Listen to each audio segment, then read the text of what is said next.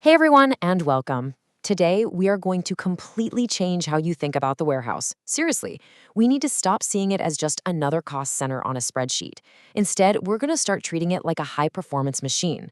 We're going to build the blueprint to turn it into a real strategic asset that can power your entire business. So, let's get building. And this quote, it just nails it. The days of warehouses being these dusty, forgotten storage rooms are long, long gone. Today, they are the absolute nerve centers of modern commerce. I mean, think about it. This is where the physical world of your products meets the digital world of your data. And getting that intersection right? Well, it's not just important, it's absolutely essential for survival. So, how are we going to build this high-performance machine? Simple. We're going to break it down. First, we'll lay the foundation with a smart physical design. Then we'll fire up the engine with some really clever picking strategies. After that, we'll install the brain, the technology that makes it all run smoothly. And finally, and maybe most importantly, we'll focus on the heart, which is, of course, the people who make it all happen. Okay, let's start at the beginning, the foundation. We're talking about designing for flow. You have to understand that your physical layout is the single biggest constraint on your entire operation. Everything else you do, your people, your processes, your cool new software, all of it has to work within the walls you build. If you get this wrong, you're fighting an uphill battle from the moment you open the doors. But here's the really good news. While a bad design can absolutely bleed you dry with lost productivity and soaring costs, the vast majority of these incredibly expensive mistakes are completely avoidable. It really just comes down to smart, upfront planning and knowing what common pitfalls to sidestep from the get-go. So what are these classic mistakes? Well, first up, not using your vertical space. We call this renting air, and it's literally just wasting money on empty space above your head. Another huge one is ignoring how people and products actually move through the building. That leads to traffic jams, congestion, and people backtracking all day long. And finally, there's the trap of using a generic one-size-fits-all layout, or maybe the biggest sin of all, not planning for future growth.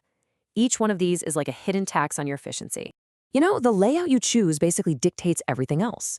For example, a U-shape is often great for smaller spots because you can share resources, like staff and equipment, between receiving and shipping since they're right next to each other. The downside?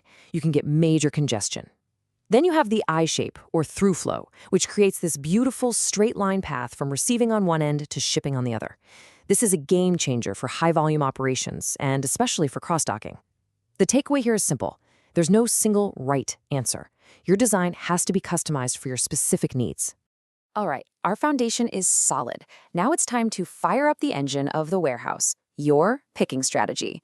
This is where all the action is, and let me tell you, it is almost always the most labor-intensive and therefore most expensive activity in your entire facility. Just look at that number. Let it sink in. More than half of your entire operational budget can be eaten up by picking alone. And you know what most of that cost is? It's not the picking itself. It's travel time. It's just the simple act of a person walking from one spot to another. And that right there is why optimizing your picking process gives you the single biggest bang for your buck when it comes to boosting productivity. So let's start with the most basic method, discrete picking. It's simple. One person, one order. They get an order, they walk the whole warehouse, they get all the items, they bring it back, done. It's super easy to implement, which is why a lot of places start here. But the problem is glaringly obvious, right? It involves a ton of walking, a massive amount of wasted travel time. So the solution is to attack that travel time head on. And that's where batch picking comes in. It's a much smarter way to work. Instead of one order, a picker grabs the items for a whole bunch of similar orders all at once. So if 10 different people order the same hot-selling item, the picker makes one trip to that location, grabs 10 of them, and brings them all back for sorting. Just like that, travel time is slashed. It's a game changer. And batch picking is just one tool in the toolbox. There are all kinds of strategies for different types of businesses. Zone picking, for instance, is perfect for places with huge complex catalogs. You just assign workers to specific areas, and they become experts in that zone. Then there's wave picking, which groups orders into timed windows to make sure you hit those strict shipping deadlines. The key, as always, is matching the right strategy to your unique order profile. Now you might be wondering, how on earth do you manage all this complexity? A solid layout, smart picking strategies. You need something to tie it all together. You need a brain. And that's where the technology layer comes in. This is the digital backbone that connects your layout, your inventory, and your people into one seamless, intelligent operation. The brain, in this case, is your Warehouse Management System, or WMS. Think of this software as the air traffic controller for your entire facility. It has real-time visibility into everything. It knows where every single item is, it tells workers the most efficient path to pick an order, and it gives you all the data you need to make smarter decisions. It's what turns potential chaos into a beautifully coordinated dance. And of course, when you talk about technology, you have to talk about automation. But it is so important to frame this the right way. This is not about replacing people, it's about empowering them. The best automation acts as a collaborative tool, a cobot, that takes over the dull, repetitive, and physically draining tasks, which frees up your people to focus on higher value work that requires a human brain. And look, this is the question on everyone's mind, and it's a completely valid concern. The fear of being replaced by a machine is real.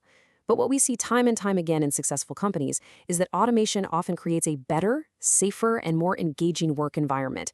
And that can actually improve things like job security and overall satisfaction. So, how do you get your team on board? You can't just drop a bunch of robots onto the warehouse floor and say, "Good luck." You have to manage the change. It starts by involving your employees from day one. You have to communicate clearly and often about why you're doing this. You have to provide world-class training. And a great tactic is to use small pilot programs to prove the concept and build some real momentum and excitement. And that brings us perfectly to our final and honestly our most important section, the heart of the operation.